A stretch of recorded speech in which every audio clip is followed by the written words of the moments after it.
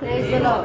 जल्द से जल्द आने वाला प्रभु यीशु मसीह की अधिपवित्र नाम में सब पवित्र लोगों में शरण देता हूँ। लवकरात लवकर येणाऱ्या प्रभू येशू ख्रिस्ताच्या अतिपवित्र नावामध्ये सर्वांना ख्रिस्ती अभिवादन। और भी एक सुंदर अवसर प्रभु ने प्रभु के वचन से सीखने के लिए हमें दिया। अजून एक सुंदर संधी प्रभूने त्याच्या वचनाच्या द्वारे आपल्याला शिकण्याकरता दिली। है ना, वचन को बहुत सामर्थ्य है आणि वचनामध्ये खूप सामर्थ्य आहे। अब 1000 गीत गाएगा तो भी वचन जो सुनता है उसका वो कार्य नहीं होगा। आणि 1000 गीत गायले तरी सुद्धा वचनाच्या द्वारे होणारे जे कार्य आहे तसं कार्य होणार नाही। संगति में सबसे बड़ा महत्व वचन का है आणि संगतीमध्ये सगळ्यात मोठं महत्व देवाच्या वचनाचं आहे। परंतु बहुत लोग पर ये बात को नहीं समझते आणि पुष्कळ लोक या गोष्टीला नाही समजत। लेकिन नासिक की मंडली ये समझता है, इसलिए प्रभु धन्यवाद। आणि नाशिकची मंडळी या गोष्टीला समजते म्हणून प्रभूला धन्यवाद। और इधर वचन का कोई कमी कभी रहा नहीं आणि इथे कधी वचनाची कमतरता कधी राहिली नाही। प्रभु हमें भरपूर दिया आणि प्रभूने आपल्याला भरपूर दिलं। जो हमें उस वचन में बना रहना, आणि प्रियानो आपण त्या वचनामध्ये स्थिर राहायचं जो वचन में बना रहेगा वो सत्य जानेगा। आणि जो वचनामध्ये स्थिर राहतो तो सत्य जाणेल। है ना, आपको मालूम है कि हम लोग कितना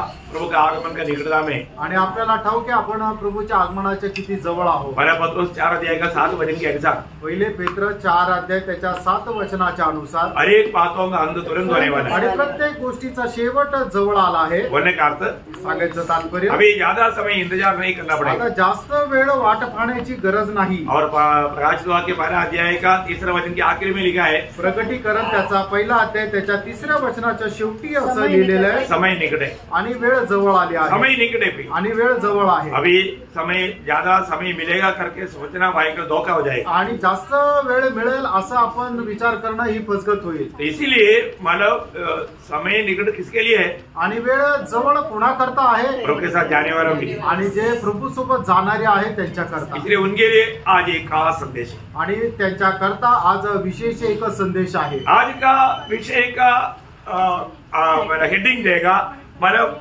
उड़ा ले जाने वालों का मतलब तत्व या व्यवस्था। आणि आजचं जे म्हणणं आहे त्याचा शीर्षक हा राहणार आहे की जे प्रभू सोबत जाणारे लोक आहेत त्यांच्या करता असणारी व्यवस्था। तो बहुत बड़ी बात है, आप लोग ये बात को जानना चाहिए। आणि आपण या गोष्टीला जाणलं पाहिजे। मैंने कुछ दिन पहले भी अनोख का बारे में थोड़ा कुछ बताया था। आणि काही दिवसापूर्वी सुद्धा अनोखा संबंधाने मी सांगितलं होतं। आज भी अनोख को ही लेकर के, क्योंकि उड़ा ले जाने वालों का छाया अनोख है। कारण जे प्रभू सोबत उचलले जाणारे त्यांची एक छाया जो आहे तो अनोखा आहे। तो इसलिए मानव अपने जीवन में अनोख प्रभु के साथ चला, आणि अनोखा प्रभु सोबत चालला। मतलब प्रभु के साथ चलने का अर्थ क्या है? आणि प्रभू सोबत चालण्याचा अर्थ काय आहे? प्रभु के साथ चलने वाले लोग परिपक्व बनेगा।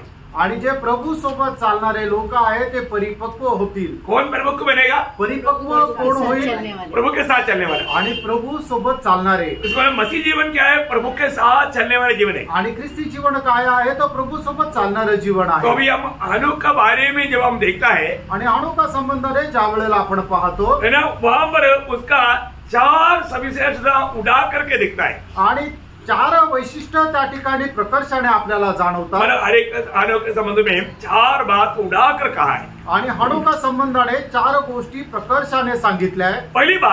पहिली गोष्ट, अनोख प्रभु के साथ चला। आणि अनोख परमेश्वरा सोबत चालला। उत्पत्ति उसका 5 अध्याय का 22 और 24 वचन में हम लोग ये बात को पढ़ता है। आणि उत्पत्ति त्याचा पहिला अध्याय त्याच्या 5 अध्याय त्याच्या 22 आणि 24 वचनामध्ये आपण हे पाहतो। अनोख 300 वर्ष तक परमेश्वर के साथ साथ चलता रहा। देखिए 307 तक परमेश्वर के साथ साथ चलता रहा। आणि अनोख जो आहे तो परमेश्वरासोबत 300 वर्ष चालत राहिला। अनोख परमेश्वर के साथ साथ चलता था। अनोख परमेश्वर के साथ साथ चलता था। फिर वह लोप हो गया। लोप हो गया क्यों? क्योंकि परमेश्वर ने उसे उठा लिया। परमेश्वर ने उसको उठा लिया आणि देवाने त्याला उचलून घेतलं। तो नंबर 1 बात, पहिली गोष्ट, अनोख परमेश्वर के साथ साथ चलता था। आणि अनोख जो आहे तो परमेश्वरासोबत चालत होता। अभी दूसरी बात, आणि दुसरी गोष्ट, मतलब इब्रानियों 11 अध्याय का 5 वचन में अनोख के बारे में लिखा है। आणि इब्रिकराचं पत्र त्याचा 11 अध्याय त्याच्या 5 वचनामध्ये अनोखा संबंधाने असं लिहिलंय, विश्वास इसे अनोख उठा दिया गया कि मृत्यु को न देखे और उसका पता नहीं मिला, क्योंकि परमेश्वर ने उसे उठा लिया था और उसके उठाए जाने से पहले उसकी यह गवाही दी गई थी कि उसने परमेश्वर को प्रसन्न किया है। तो यहाँ का बात क्या है कि हानोक ने परमेश्वर को प्रसन्न किया आणि हानोकने देवाला प्रसन्न केलं। मला यहाँ पर हानोक के संबंध में बोला हुआ 4वां बात में दूसरा बात है परमेश्वर को हानोक ने प्रसन्न किया। आणि हानोका संबंधाने चार गोष्टी आपण पाहणार आहे। त्याच्यापैकी दुसरी गोष्ट ही आहे की हानोकाने देवाला प्रसन्न केलं। उड़ा ले जाने वाले लोग ये वचन को सुनने के समय में दिल से परखना है कि मेरा जीवन प्रभु को प्रसन्न करने वाला जीवन है क्या। आणि प्रभू सोबत उचलल्या जाणाऱ्या लोकांनी या गोष्टीला निश्चितच पारखून बघायचं आहे की माझ्या जीवनाच्या द्वारे परमेश्वर प्रसन्न आहे का। मैं उसको आपको विस्तार से समझाऊंगा आणि हे तुम्हाला मी विस्तार रीतीने समजून सांगेन। लेकिन बहुत जरूरी बात है आणि खूप गरजेची गोष्ट आहे प्रिय। हम कैसे भी एक मसीह जीवन बिताने से प्रभु प्रसन्न नहीं होगा आणि कसंही ख्रिस्ती जीवन जगल्याच्या द्वारे परमेश्वर प्रसन्न होणार नाही। मैं प्रभु को प्रसन्न होने वाला एक जीवन बिता पा रहा है कि नहीं, ये बात को हमें जानना चाहिए। आणि देवाला प्रसन्न करणारं जीवन मी जगत आहे का नाही या गोष्टीला आपण पडताळायला पाहिजे। और तीसरी बात आणि तिसरी गोष्ट आणि परमेश्वर के लिए हानोक ने बात किया आणि परमेश्वरा करता हानोक बोलला।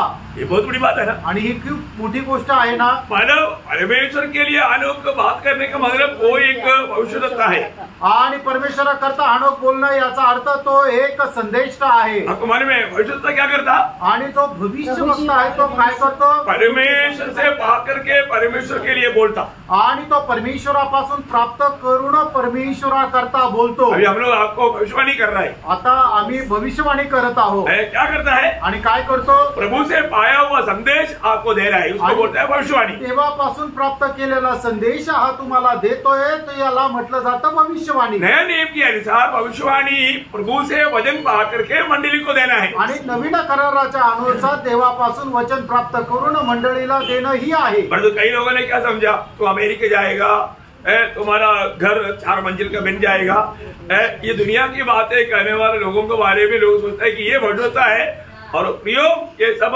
धोखा की बातें है, प्रभु ने उनको नहीं भेजा है। आणि मग काय लोकांना काय वाटतं की भविष्यवाणी करणारा म्हणजे कोण आहे की जो आपल्याला म्हणतो तू अमेरिकेला जाशील, 4 मजली तुझं घर राहील आणि जगामध्ये तुला या गोष्टी भेटतील, हे सर्व सांगणारे लोक त्यांना वाटतात ते भविष्यवक्ता आहे, ते भविष्यवाणी करणारे। पण मी तुम्हाला सांगतो भविष्यवाणी ही नाहीये। भविष्यवाणी क्या है? भविष्यवाणी काय आहे? नए नियम की मंडली के लिए नवीन कराराच्या मंडळी करता प्रभु से पा करके प्रभु के लोगों को देना आणि प्रभु पासून प्राप्त करून प्रभुच्या लोकांना देणं।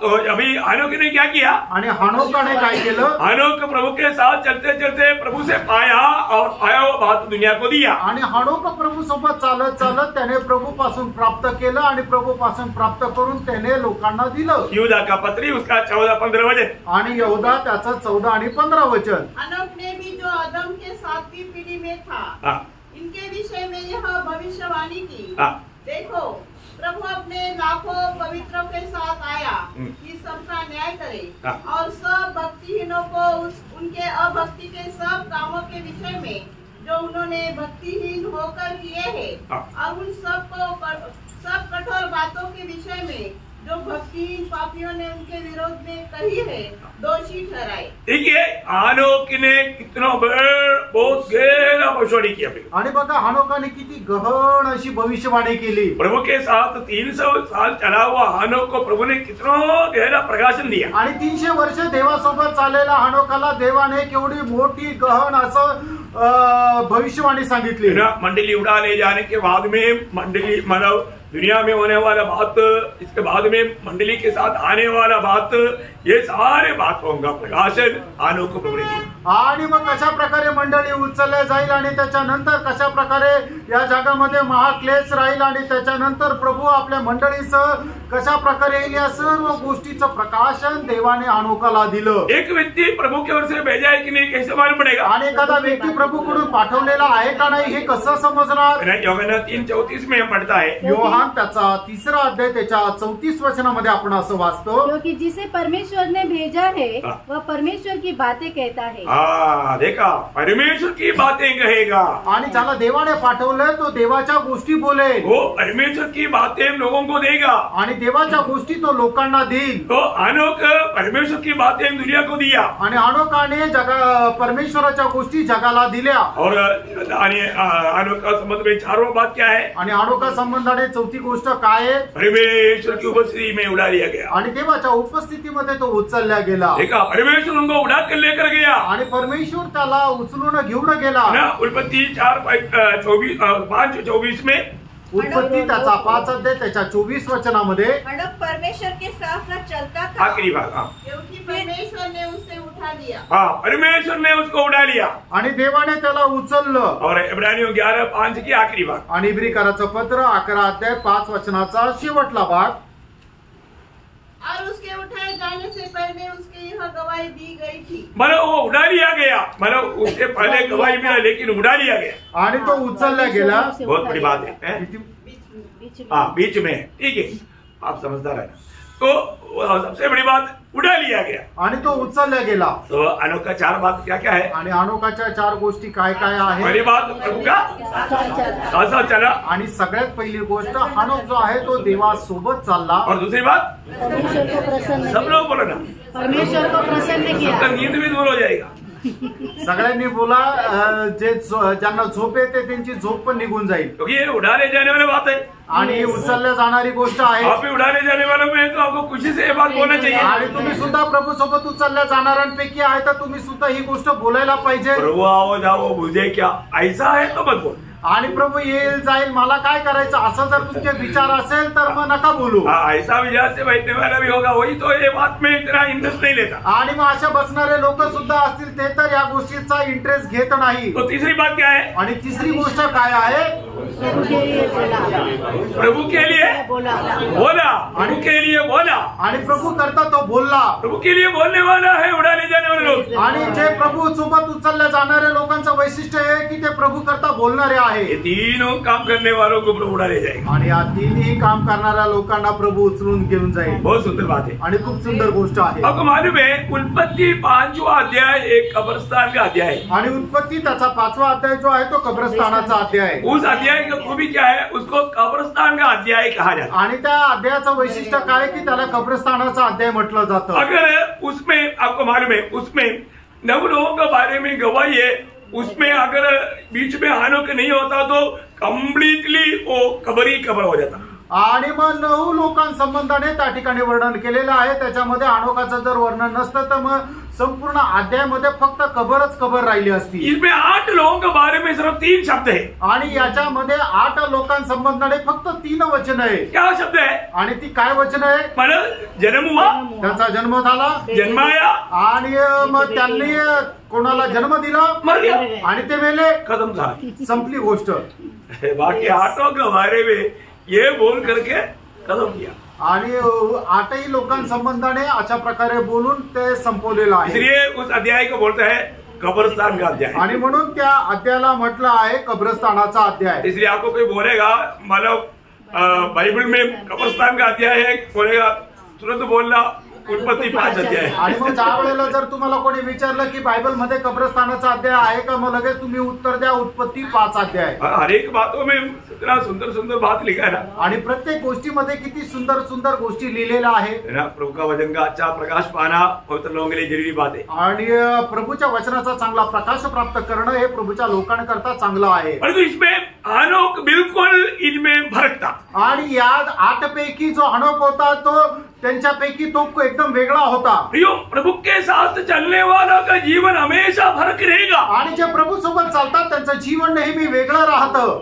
परंतु दुख की बात मैं आपको बताता हूँ, बहुत लोग उद्धार पाने के बाद में दुनिया के लोग जैसा। आणि मी दुःखाची गोष्ट ही सांगू इच्छितो की पुष्कळ लोकांचं तारण झालं नंतरही त्यांचं जीवन जगाच्या लोकांप्रमाणे आहे। आपको मालूम है कि मतलब बाइबल में मंडलियों में सबसे गिरा हुआ अनुभव में रहने वाला एक मंडली था, कोरिन्थ मंडली। आणि बायबल मध्ये एकदम खालच्या अवस्थेमध्ये जीवन जगणारी मंडळी होती, ती कोरिन्थी मंडळी। कोरिन्थ मंडली के लोग उद्धार पाया, लेकिन उनका जीवन कैसे था? आणि कोरिन्थी मंडळीच्या लोकांचं तारण झालं, पण त्यांचं जीवन कसं होतं? पहला कोरिन्थी उसका 3रा अध्याय का 3रा वचन में, पहिले कोरिन्थीकराचं पत्र त्याचा 3रा अध्याय आणि त्याच्या 3रा वचनामध्ये, क्योंकि अब तक शारीरिक हो, इसलिए कि जब तुम में डाह और झगड़े तो क्या तुम शारीरिक नहीं और क्या मनुष्य की रीति पर नहीं चलते? देखा, मनुष्य की रीति में चलने वाला लोग, आणि मनुष्याच्या पद्धतीमध्ये चालणारे लोक।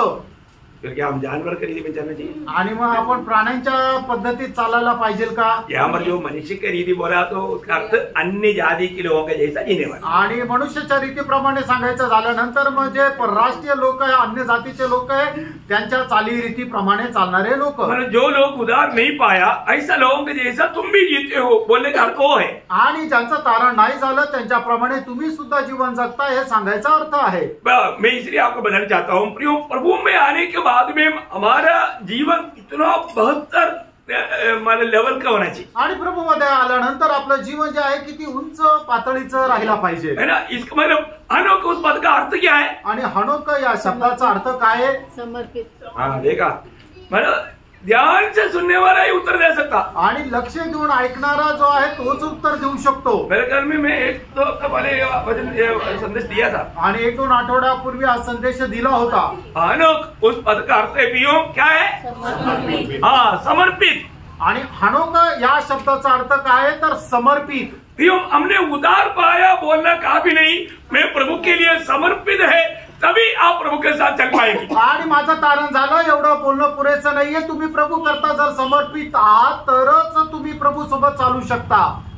एक बात ध्यान से सुनना, एक गोष्ट लक्ष देऊन ऐका, उद्धार पाए वो सभी लोग परमेश्वर का संतान है, परंतु सभी लोग समर्पित नहीं है। आणि तारण प्राप्त झालेला प्रत्येक व्यक्ती देवाचा पुत्र आहे, पण प्रत्येक व्यक्ती समर्पित नाहीये। और एक बार बताता हूँ, पुन्हा एकदा सांगतो, जो भी प्रभु यीशु पर विश्वास करके उद्धार पाया वो सब लोग परमेश्वर का संतान है, परंतु सब लोग समर्पित नहीं है। आणि जितक्यांनी प्रभू येशू ख्रिस्तावर विश्वास करून तारण प्राप्त केलं ते सगळे लोक देवाचे पुत्र आहे, पण ते सगळेच लोक समर्पित नाही। प्रियो, जब तक आप समर्पित नहीं है, प्रभु आपको कभी इस्तेमाल नहीं करेगा। आणि प्रियानो, जोपर्यंत तुम्ही समर्पित नाहीये तोपर्यंत प्रभू तुम्हाला कधी उपयोगात आणणार नाही। हमें अपने आप को पार कर देखना है, आपण स्वतःला पारखून बघायचं।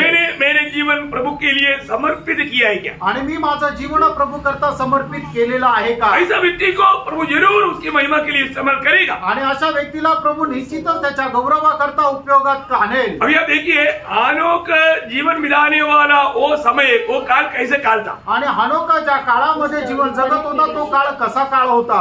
वो काल का सविशेषता जानना, मैं हनोक का समय का, नोआ की उधर तक नहीं जाऊंगा, हनोक का नोआ तो उसके बाद में जीवन बिताई होती, परंतु हनोक का समय तक का अंदर का बात बताऊं। आणि हनोकाच्या वेळेपर्यंतच्या गोष्टी मी तुम्हाला सांगेल। नोआ का काल तक का बात बोलेगा तो बहुत लंबा चौड़ा है, आणि नोहाच्या काळापर्यंतच्या गोष्टी म्हटलं तर त्या खूप लांब आहे। वो भी आने वाले दिनों में आपको ये बात बताऊंगा, आणि त्या सुद्धा येणाऱ्या दिवसामध्ये मी तुम्हाला सांगेल। परंतु हनोक का समय का खूबी क्या क्या था? आणि हनोकाच्या काळापर्यंतच्या असणारी वैशिष्ट्य काय होती? पहली बात, उस उत्पत्ति 4 अध्याय का 17 वचन, आणि उत्पत्ती 4 अध्याय त्याचं 17 वचन। जब कैन अपनी पत्नी के पास गया तब वह गर्भवती हुई और उसने हनोक को जन्म दिया। फिर कैन ने एक नगर बसाया। नगर बसाना शुरू होने वाला समय था, आणि मग नगर वस्ती करणारी तो काळाची सुरुवात होती। मन गांव का अवस्था बदल करके नगर की अवस्था में आया हुआ समय था, आणि गावाची अवस्था बदलून शहराच्या अवस्थेमध्ये येणारी ती अवस्था होती। इसमें क्या फर्क है? याच्यामध्ये काय फरक आहे? नगर का अवस्था आ गया तो वहां पर पाप का आरंभ हो गया, आणि मग शहराची अवस्था आली तर मग त्या ठिकाणी पापाला सुरुवात झाली। अगमान में गांव में और नगर में ये पाप में बहुत अंतर है, आणि गावामध्ये आणि नगरामध्ये होणारं जे पाप आहे त्याच्यामध्ये खूप फरक आहे। नगर में रहने वालों का स्टाइल नहीं, गांव में रहने वालों का। आणि शहरामध्ये लोक जे राहतात त्यांची जी राहण्याची पद्धत आणि गावामध्ये राहणाऱ्या लोकांची पद्धत ही वेगळी आहे। आप लोगों में से कई लोग गाँवटी लोग होगा ना, आणि तुमच्यापैकी काही गावाकडचे लोक असतील। ये आजकल सब शहरों में रहता है, आणि आजकाल सगळे शहरात राहतात। ये शहर के लोगों में गांव में रहने वाले लोगों में बहुत अंतर है। उनका पहनाव में, उनका बातों में, बोली में, व्यवहार में, सब बात में बहुत फरक आहे। आणि गावाकडचे राहणारे लोक आणि शहरामध्ये राहणारे लोक यांच्यामध्ये खूप फरक आहे। त्यांचं राहणं, त्यांचं खाणं, त्यांचं चालणं, त्यांची वागणूक या सगळ्या गोष्टीमध्ये खूप फरक आहे। आपको मालूम है जो शहर में रहने वाला गांव में आ गया तो बाकी बच्चे लोग उनको देख के हंसता है।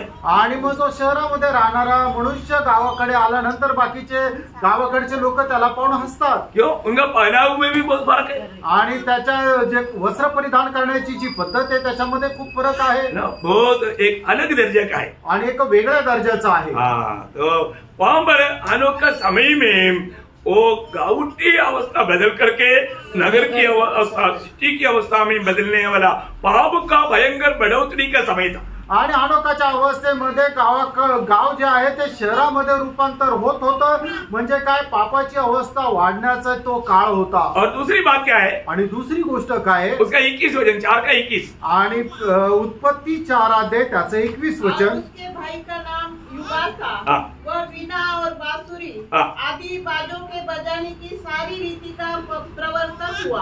बोलने का अर्थ मैंने कला प्रोग्राम मनोरंजन का प्रोग्राम बढ़ने वाला समय आ गया था। आणि मनोरंजनाचा काळ वाढण्याची ती वेळ होती। जैसे आज हम लोगों को मालूम है, आणि आज आपल्याला जसं माहिती आहे, टीव्ही, कम्प्युटर, मोबाईल ये सब बढ़ते जा रहा है ना, आणि हे सर्व वाढत आहे ना। ये सब क्या करता? आणि हे सर्व काय करतं? इसकी बढ़ोतरी हमारे जीवन में, आत्मिक जीवन में बहुत गिरावट लाता है। आणि या गोष्टींची वाढ झाल्या कारणाने आत्मिक जीवनामध्ये आपल्याला खूप पतन होण्याची अवस्था येते। होता है कि नहीं? होतं का नाही?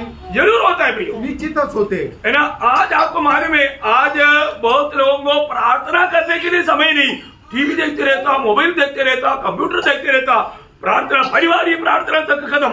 आणि आज लोकांना प्रार्थना करण्याकरता वेळ नाहीये। ते टीव्ही पाहता, मोबाईल पाहता, कम्प्युटर पाहता आणि फॅमिली फ्रेंड सुद्धा त्यांची होत नाही। आज बहुत से पवित्र लोगों का घर में सुबह और शाम को कम से कम 2 टाइम, 3 टाइम होना चाहिए, कम से कम 2 टाइम भी बहुत परिवारों में फैमिली प्रेयर नहीं होता।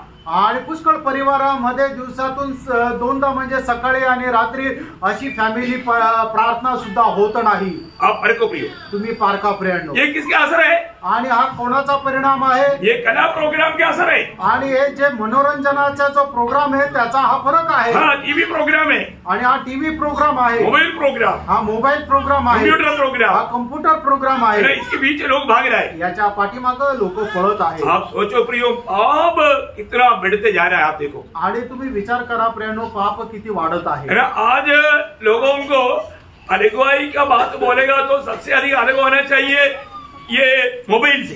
आणि जर आज वेगळेपणाच जर आपल्याला अलिप्त राहायचंय तर मग या मोबाईल पासून सगळ्यात पहिले अलिप्त राहायचंय।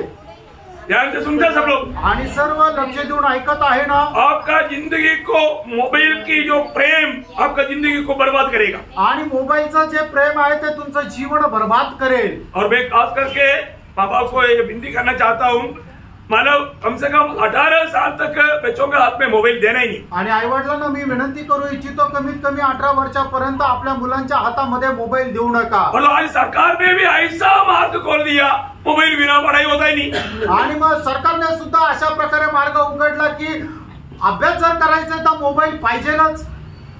मतलब बच्चों का ये पीढ़ी को बर्बाद करने का पूरा प्रबंध दुनिया कर चुका है। आणि या पिढीला एकदम नाश करण्याचा जे योजना आहे ती बनवून घेतली आहे। सब लोग प्रभु को मसीह में ध्यान से सुन रहे हैं ना, आणि प्रभूच्या उपस्थितीमध्ये सर्व लोक ऐकत आहे ना। देखो, जो ज्यादा मोबाइल के संपर्क में रहता है ना, उसके पास थोड़ा भी आज्ञाकारिता का गुण नहीं रहेगा। आणि मग जो जास्त मोबाईलचा वापर करतो ना तो अजिबात आज्ञेचं पालन करत नाही। प्रभु का भय बिल्कुल नहीं रहेगा, देवाचं भय त्याला अजिबात राहणार नाही, आत्मिक जीवन उनका बिल्कुल नहीं होगा, आणि त्याचं आत्मिक जीवन अजिबात राहणार नाही। वो बहुत रिवील स्पिरिट के अंदर होगा, आणि खूप बंड करणारा त्याच्यामध्ये आत्मा राहील। सही बात है कि नहीं? खरं आहे का नाही? अरे थोड़ा समय के अंदर हम अनुभव पा रहे हैं कि नहीं? आणि या थोड्याच्या काळामध्ये हा अनुभव आपल्याला भेटत आहे का नाही? प्रियो, हानोक का समय ऐसे एक समय था। प्रियो, हानोकाचा काळ असाच एक काळ होता। और तीसरा एक बात का हानोक का समय कहा, उसका 23-24 4 का 23-24 उत्पत्ती 4 अध्याय 23 आणि 24 वचन। अबीमेलेक ने अपनी पत्नियों से कहा, हाँ,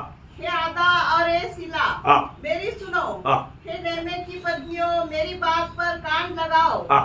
मैंने एक पुरुष को हाँ। जो मुझे चोट लगाता था, हाँ। अर्थात एक जवान को हाँ। जो मुझे घायल करता था, हाँ। घात किया है। हाँ।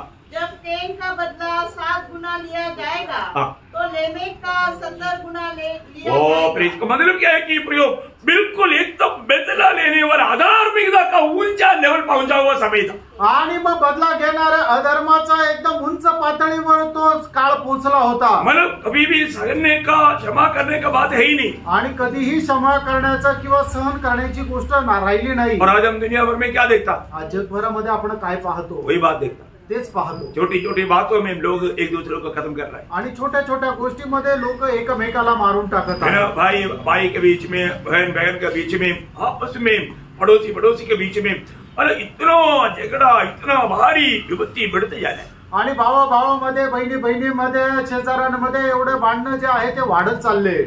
परंतु ये कोई भी बात हनोक के जीवन में थोड़ा भी असर नहीं किया, आणि या कुठल्याही गोष्टीच्या द्वारे अनोखाच्या जीवनामध्ये अजिबात फरक आला नाही। क्योंकि चारवा एक बात हनोक परिवार का साथ चला करके नहीं लिखा। आणि हनोक परिवारासोबत चालला असं नाही लिहिलं। परमेश्वर के साथ हनोक परमेश्वर के साथ चला, हनोक परमेश्वरासोबत चालला। परिवार भी शायद हनोक को प्रभु के साथ जीने में रुकावट था। आणि त्याचा परिवार सुद्धा हनोकाला परमेश्वरासोबत जगण्याकरता अडखळण असेल। कई बार कई लोग, आपको मालूम है, कई पत्नी पति के खिलाफ में रहता, उसको आराधना के लिए जाने में रुकावट करता है ना। मतलब ऐसा शायद मानव हनोक का भी मानव परिवार में ऐसा प्रतिकूल अवस्था होगा। आणि काही परिवार जे आहे ते आपल्या नवऱ्याला किंवा आपल्या वडिलांना मंडळीमध्ये जाण्याकरता, प्रभूच्या उपस्थितीमध्ये जाण्याकरता अडखळण आणता। कदाचित असं पण होऊ शकतं की हनोकाचा जो परिवार आहे त्याला प्रभू सोबत चालण्याकरता अडखळण आणत असेल। तभी भी हनोक प्रभु के साथ चला, आणि तरी सुद्धा हनोक देवासोबत चालला। मतलब ये सारी प्रतिकूल परिस्थिति हनोक को प्रभु के साथ चलने में रुकावट नहीं ला सकती। आणि या सर्व प्रकारच्या प्रतिकूल अवस्था हनोकाला देवासोबत चालण्याकरता कुठल्या प्रकारचं अडखळण आणू शकल्या नाही। हनोक को प्रभु के साथ चलने के कारण उसको भयंकर या महान 2 लाभ हुआ, बहुत फायदा का बात। आणि हनोक देवासोबत चालल्या कारणाने त्याला त्याच्या जीवनामध्ये खूप मोठे असे फायदे झाले। क्योंकि बाइबल में सबसे पहले प्रभु का दोबारा आगमन के बारे में भविष्यवाणी करने का मौका हनोक को मिला। आणि बायबल मध्ये सगळ्यात पहिले प्रभु येशू ख्रिस्ताच्या दुसऱ्या आगमनासंबंधाने भविष्यवाणी करण्याची संधी हनोकाला मिळाली। हमने पढ़ा था, आता आपण वाचलं होतं युदा का पत्र उसका 14-15 वचन, आणि यहूदाचं पत्र 14 आणि 15 वचन। ये बड़ी अनोखी बात, अभी दोबारा पढ़ने की जरूरत नहीं, आणि परत वाचण्याची गरज नाही, क्योंकि उसने ही यीशु मसीह की गुप्त आगमन और प्रगट आगमन तक का बात दुनिया को भविष्यवाणी करके बताया। वो पहला भविष्यवक्ता है। आणि हनोकाने प्रभू येशू ख्रिस्ताचं पहिलं आगमन आणि दुसरं आगमन याच्या संबंधाने भविष्यवाणी केली। तो सगळ्यात पहिला संदेश भविष्यवक्ता आहे। बाइबल का पहला भविष्यवक्ता कौन है? आणि याचा अर्थ बायबलचा पहिला भविष्यवक्ता कोण आहे? हनोक है। हनोक आहे। Praise the Lord. बहुत बड़ी बात है आणि खूप मोठी गोष्ट आहे। पर हमें बात को आपको मालूम है, पहला भविष्यवाणी क्या है? आणि पहिली भविष्यवाणी काय आहे? उत्पत्ति 3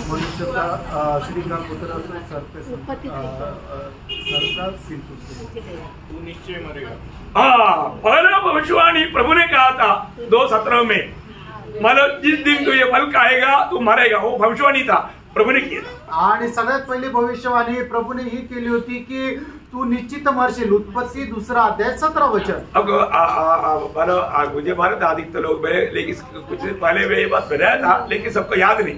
आणि मी काही दिवसापूर्वी ही गोष्ट सांगितली होती, सगळ्यांना ते आठवत नाहीये। बाइबल का सबसे पहला भविष्यवाणी प्रभु ने कहा, उत्पत्ति 2:17, जिस दिन तुम ये फल खाओगे उस दिन तुम अवश्य मरेगा। आणि बायबल मध्ये सांगितलेली सगळ्यात पहिले भविष्यवाणी की ज्या दिवशी तू या झाडाचं फळ खाशील त्या दिवशी निश्चित तू मरशील। बहुत से लोग 3:15 की सोचता है, आणि पुष्कळ लोक 3 अध्याय 15 वचनच विचार करतात। नहीं, 2:17 है। आणि उत्पत्ति 2:17 आहे। ओके, हो जाने दो। तो अभी यहाँ पर दूसरा हनोक को क्या लाभ हुआ मालूम है? आणि दुसरा हनोकाला काय फायदा झाला माहिती का? हनोक प्रभु के संग चलने के कारण हनोक को जन्म होने वाला बेटे को देने वाला नाम के बारे में प्रकाश मिला।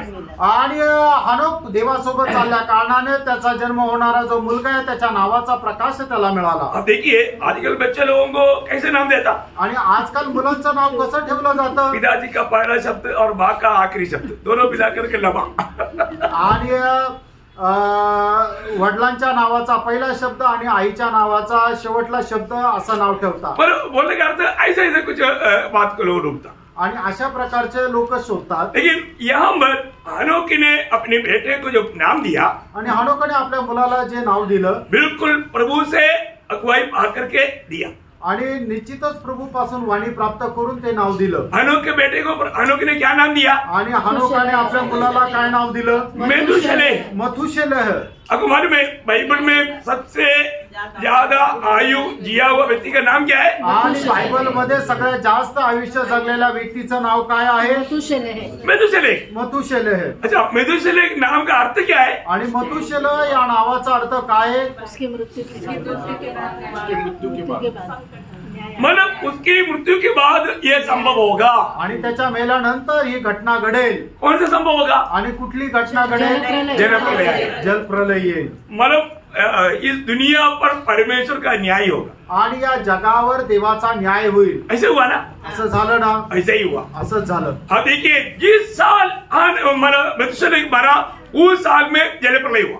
आणि ज्या दिवशी मथुशेलह मेला त्या दिवशी जलप्रलय झाला। अभी आपको मालूम है मतलब मेथुशेलह जिस साल में मरा उस साल में मतलब दुनिया में मतलब जलप्रलय आकर के दुनिया को प्रभु ने नष्ट किया। आणि ज्या वर्षामध्ये मथुशेलह मेला त्या वर्षामध्ये प्रभूने पाण्याच्या द्वारे या पृथ्वीचा नाश केला। मतलब जब नोह का प्रचार करने के टाइम पर भी लोग ये देखता था, जो समझदार लोग, मेथुशेलह मरा ही नहीं। आणि नोहा ज्या वेळेला प्रचार करत होता त्या वेळेला सुद्धा लोक हे पाहत होते की मथुशेलह मेला का नाही। क्योंकि मेथुशेलह जब तक मरे, इसलिए मेथुशेलह को बुखार भी आ गया तो सब लोग डर जाता, क्योंकि ये बुखार कहीं लेकर जाएगा तो। आणि म्हणून मथुशेलहला जर ताप जरी आला तर लोक घाबरत असे, या तापामध्ये मथुशेलह मेला तर है ना। जब ये मेथुशेलह का ये करेक्ट उम्र कैसे मिलेगा? आणि मथुशेलहचं एकदम बरोबर वय कसं भेटेल? है ना। मतलब इसका मतलब मेथुशेलह को हनोक ने कितना उम्र में जन्म दिया? आणि मथुशेलहचा जन्म हनोकाचा किती वय असताना झाला? मतलब मेथुशेलह का कितना समय की उम्र में मेथुशेलह ने लामेक को जन्म दिया? आणि मथुशेलहच्या किती वय असताना त्याने लामेकाला जन्म दिला? 187 वर्षाचा असताना। देखिए इसके बाद में उसने मतलब कब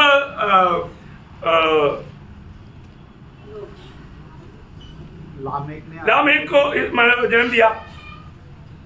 लामेक ज्या वेळेला मथुशेलह 187 वर्षाचा होता त्यावेळेला त्याने लामेकाला जन्म दिला। 127 जोड़ना वाले 187। आणि सगळ्यात पहिले 187 जोडा। इसके बाद में लामेक का कितना उम्र हुआ? आणि मग दुसरं जे आहे लामेकाचा किती वय होतं ज्या वेळेला त्याने आपल्या नोहा को जन्म दिया? नोहाला जन्म दिला। नोहाच्या जन्माच्या वेळेला लामेकाचं वय किती होतं? 182। 182 वर्ष। हम लोग हमेशा ये छोटा सा कैलकुलेशन है, इसलिए जानना चाहिए, इसलिए मैं आपको इतना बता। आणि एक छोटस गणित आहे ते जाणणं चांगलं आहे म्हणून मी तुम्हाला सांगतोय।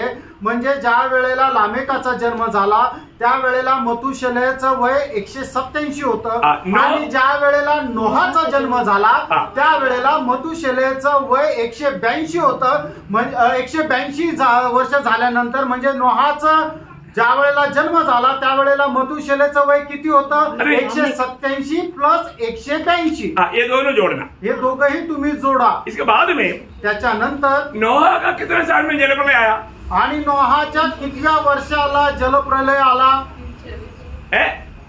नोहा का कितने साल की उम्र में जलप्रलय आया? आणि नोहाच्या किती वय होतं त्यावेळेला जलप्रलय आला? उत्पत्ति 7 अध्याय के 10-11 बजे। उत्पत्ति त्याचा 7 अध्याय त्याचं 10 आणि 11 वर्ष। 7 दिन के ऊपर प्रलय का जल पृथ्वी पर आने लगा जब नूह की आयु 600वें वर्ष के दूसरे महीने का। मतलब उसके साथ कितना जोड़ना, आणि त्याच्यासोबत किती जोडायचे? 600. 600 जोडायचे. इसको जलप्रलय कब आया? आणि याचा अर्थ जलप्रलय केव्हा आला? उस समय में मधुसेने का कितना उम्र था? आणि त्या वेळेला मधुशेलाचं वय किती होतं? 969. 969. देखा जब ये कितना अनोखा माना, प्रभु का वचन का हर एक बातों में कितना माधुर्य है. आणि प्रभूच्या प्रत्येक वचनामध्ये किती माधुर्य आहे. प्रियो, ये बात प्रभु ने हानोक को प्रकट किया. आणि ही गोष्ट हनोकाला प्रभूने प्रगट केली. प्रियो, जो प्रभु की संगति में रहेगा तो प्रभु आपको बहुत अद्भुत बातें आपको बताएगा. आणि जो प्रभूच्या सोबत चालतो प्रभू त्याला खूप अद्भुत गोष्टी सांगतो. ये प्रभु का वायदा है. आणि हे प्रभूचं अभिवचन आहे. आज भी लोगों को ये वचन का तक सही प्रकार प्रकाशन क्यों नहीं मिलता? क्योंकि वो प्रभु के साथ नहीं रहता. आणि लोकांना या वचनाचं प्रकाशन का भेटत नाहीये? कारण ते प्रभू सोबत चालत नाही. वचन संहिता 25 अध्याय का 14 वचन आपको पढ़ करके ध्यान करना अच्छा है कि आपका भी जीवन में अगर ये संगति करेगा तो आप प्रभू से बड़े बड़े अनमोल बात प्राप्त कर सकता है. आणि उत्पत्ती त्याचा 25 अध्याय त्याचा 14 वचन प्रभूच्या भक्तांकरता वाचणं चांगलं गरजेचं आहे. कारण का तुम्ही जर प्रभू सोबत संगती केले तर मग अनमोल गोष्टी प्रभू पासून तुम्ही प्राप्त करू शकता. वही जानते हैं जो उससे डरते हैं और वह अपनी वाचा उन पर प्रकट करेगा. बोलने का मतलब प्रभु से सच्चा मेल खाकर जीने वालों को प्रभु वेद की बात प्रकट करेगा. ऐसा आना चाहिए. आणि जो प्रभूशी जास्त जोडून राहील प्रभू त्या रहस्याच्या गोष्टी त्याला प्रगट करेल. आज ऐसा कितनी बात आपको प्रकट होकर के मिलता है. आणि अशा किती गोष्टी तुम्हाला प्रगट होऊन मिळतात. बहुत गंभीर बात है आणि खूप गंभीर गोष्ट आहे. हमारे जीवन में हम प्रभु के साथ लिपटे रहेगा तो बहुत से आत्मिक गहरी बात प्रभु आपको प्रकाश करके देगा. आणि प्रभू सोबत जोडून जर राहू तर आत्मिक खूप गहन गोष्टी प्रभू आपल्याला प्रकाशित करून देईल. प्रभु के साथ बना रहने के लिए 3 कार्य बहुत जरूरी है. आणि प्रभू सोबत राहण्याकरता 3 कार्य खूप गरजेचं आहे. बहुत ध्यान से सुनना है आणि खूप लक्ष देऊन ऐका. मतलब अगर हम प्रभु के साथ जोड़ा रह करके प्रभु को प्रसन्न करने वाला जीवन बिताना है तो ये 3 बात जरूरी बात है. आणि प्रभू सोबत राहून त्याच्याशी जवळ राहायचं आणि त्याच्या सोबत जर जीवन जगायचं आहे तर या 3 गोष्टी खूप गरजेच्या आहेत. आप लोग ध्यान से सुनना है आणि खूप लक्ष देऊन ऐका. आज भी प्रभु में आने के बाद में प्रभु के साथ चलने वाला अनुभव बहुत लोगों में नहीं है. आणि प्रभू मध्ये आल्यानंतर हे आजही प्रभू सोबत चालण्याचा अनुभव पुष्कळ लोकांमध्ये नाहीये. है की नहीं तो नहीं होने का कारण क्या है वो बात मैं आपको समझाता हूं. आहे का नाही आणि जर नाहीये तर मग त्याचं कारण काय हे मी तुम्हाला सांगतो. पहली बात, हम प्रभु के साथ एक बनना चाहिए. आणि पहिली गोष्ट प्रभू सोबत आपण एक व्हायला पाहिजे. प्रभु का बात मानने वाला एक दिल हमें चाहिए. आणि प्रभूच्या आज्ञा पालन करण्याचं एक हृदय आपलं असलं पाहिजे. आपको सबको बहुत सुपरिचित वचन है आमोस 3:3. आमोस त्याचा 3रा अध्याय त्याचं 3रं वचन. जब तक 2 जन एकमत नहीं होता तब तक साथ में नहीं चल सकते. आणि जोपर्यंत 2 लोक एकमत होत नाही तोपर्यंत ते सोबत चालू शकत नाही. यामध्ये एक खास बात मैं आपको बताना चाहता हूँ. आणि या ठिकाणी एक विशेष गोष्ट मी तुम्हाला सांगू इच्छितो. बहुत से उदार पाए हुए लोग जरूर उदार पाया लेकिन प्रभु के साथ नहीं चलता. आणि पुष्कळ लोकांचं तारण झालं पण ते प्रभू सोबत चालत नाही. क्यों नहीं चलता मालूम है? का नाही चालत माहितीये का? उसका रहस्य मैं आपको बताने जा रहा हूं. त्याचं रहस्य मी तुम्हाला सांगू इच्छितो. आपको समझना है. त्याला तुम्ही समजून घ्या. दूसरा इतिहास 15 अध्याय उसका 1-2 वचन. दुसरा इतिहास त्याचा 15 अध्याय त्याचं 1 आणि 2 वचन. वो कान खोल करके सुनना क्योंकि प्रभु के साथ चल करके प्रभु को प्रसन्न करने वाले लोग ही उड़ा ले जाने वाला बात है. ये हमारा संदेश का हेडिंग कभी भूलने नहीं प्रियो. आणि जे प्रभू सोबत चालता आणि त्याला प्रसन्न करता तेच प्रभू सोबत उचलल्या जातात. हा आपला जो संदेशाचा शीर्षक आहे तो विसरू नका. आप बहुत ध्यान आपने उदार पाया होगा. तुमचं तारण झालं असेल परंतु प्रभु के साथ चलता नहीं आणि तुम्ही प्रभू सोबत चालत नाही. उसका कारण त्याचं कारण अब ये पढ़ने वाला ये वचन से आपको समझेगा. आणि त्याचं कारण हे वाचणाऱ्या वचनाच्या द्वारे तुम्हाला समजेल. मैं 2-3 वचन उसके लिए पढ़ाऊंगा. त्याच्याकरता 2-3 वचन मी वाचायला सांगेल. लेकिन आप पढ़िए उसको. दूसरा इतिहास 15 अध्याय का 1-2 वचन. परमेश्वर का आत्मा ओदेद के पुत्र अजर्या में समा गया और वह आसा से भेंट करने निकला और उससे कहा, हे आसा और हे सारे यहूदा और बिन्यामीन, मेरी सुनो. जब तक तुम यहोवा के संग रहोगे तब तक वह तुम्हारे संग रहेगा. था। ठीक है, व्यवस्था देखा, तुम यहोवा के संग रहेगा तब प्रभु तुम्हारे संग रहेगा। आणि व्यवस्था काय आहे की जर तुम्ही परमेश्वरासोबत राहिले तर परमेश्वर तुमच्या सोबत राहील। और आगे, और यदि तुम उसकी खोज में लगे रहो हाँ। तब तो वह तुमसे मिला करेगा। हाँ, मतलब प्रभु का खोज में अगर आपको लगा रहेगा तब प्रभु आपको मिला भी देगा। आणि जर तुम्ही परमेश्वराचा शोध केला तर तो तुम्हाला भेटेल। आगे, परंतु हाँ यदि तुम उसको त्याग दोगे हाँ, त्यागने का मतलब अभी प्रभु के साथ मेरा संगति नहीं, ऐसा नहीं, प्रभु की इच्छा जानने में आप विमुखता दिखाएगा तो वह भी तुमको त्याग देगा। त्याग। आणि मग जर तुम्ही प्रभूच्या इच्छेमध्ये राहिले नाही आणि त्याचा शोध केला नाही तर प्रभू सुद्धा तुमचा त्याग करेल। बहुत डेंजर एक बात है, आप लोग बहुत ध्यान से बहुत सीरियसली समझना पड़ेगा। आणि खूप गांभीर्याने ते तुम्ही समजून घ्या। आप पानी में डुबा बोल करके आपका सच्चा उद्धार हुआ है तो ये काम प्रभु आत्मा के द्वारा आपके जीवन में करेगा ही। आणि तुमचं खरं तारण झालं आहे तर प्रभू आत्म्याच्या द्वारे हे कार्य करेलच। श्री ध्यान से सुनना, आणि म्हणूनच लक्ष देऊन ऐका। अभी उसके साथ और एक वचन पढ़ना, याकूब उसका 4 अध्याय का 8 वचन। याकूब 4 अध्याय त्याचं 8 वचन। परमेश्वर के निकट आओ हाँ। तो वह भी तुम्हारे निकट आएगा। देखा क्या करना, काय करायचं आपल्याला? प्रभु आपके निकट नहीं आएगा। आणि प्रभू तुमच्या जवळ नाही येणार। ये दोनों वचन क्या बोलता, आणि हे दोन्ही वचन आपल्याला काय सांगता? तुम्हें पहले प्रभु के निकट जाना है। आणि पहिले तुम्हाला प्रभूच्या जवळ जायचंय। बहुत खास बात है, आणि खूप विशेष गोष्ट आहे।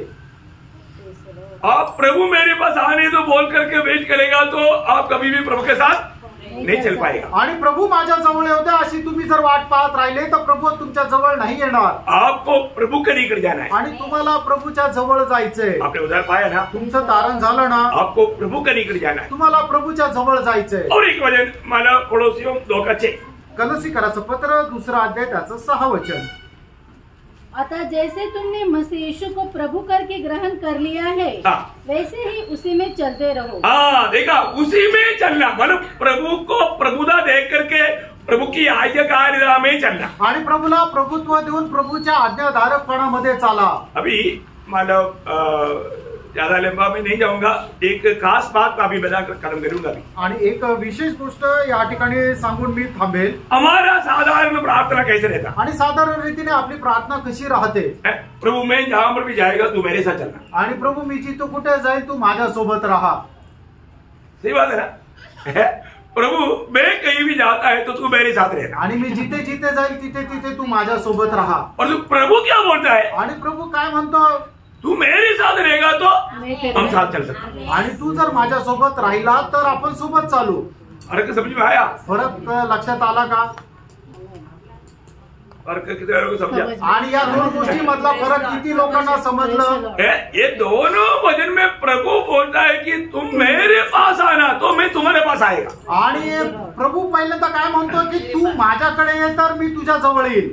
परंतु पहला कदम हमारी तरफ से होना चाहिए। आणि पहिलं पाऊल प्रभूकडे जाण्याचं आपल्याकडून राहिला पाहिजे। मतलब जाने अनजाने लोग आज प्रभु के साथ चलना मतलब वो चलने का अनुभव से वंचित है। आणि कळत ना कळत लोक प्रभूच्या सोबत चालण्याच्या अनुभवापासून वंचित आहे। इसको हमें बहुत गहरे से समझना है आणि याला खूप गहनतेमध्ये आपण समजायचंय है ना। अगर हम उसको ठीक से नहीं समझेगा तो, आणि जर चांगल्या प्रकारे आपण समजून नाही घेतलं तर है ना, मतलब आप प्रभु को प्रसन्न करके प्रभु का आगमन में जाएगा करके बोल नहीं सकते। आणि प्रभूला प्रसन्न करत प्रभूच्या आगमनामध्ये तुम्ही जाल असं सांगू नाही शकणार। हम प्रभु में आने के बाद प्रभू मध्ये आल्यानंतर प्रभु का क्लियर व्यवस्था पालन करना हमारा कर्तव्य है। आणि प्रभूची जी व्यवस्था आहे ती पालन करणं हे आपलं कर्तव्य आहे। और एक सच्चा उद्धार पाया व्यक्ति में यीशु मसीह की प्रभुता रहना जरूरी बात है। आणि एक खरं तारण प्राप्त झालेल्या व्यक्तीमध्ये येशू ख्रिस्ताचं प्रभुत्व राहणं गरजेचं आहे। हमने थोड़ी देर पहले प्रभुमेश के समय में भी मत्ती 7:21 पढ़ा था। मत्ते 7 अध्याय त्याचं 21 वचन आपण प्रभुमेशच्या वेळेला सुद्धा वाचलं होतं। मुझे हे प्रभु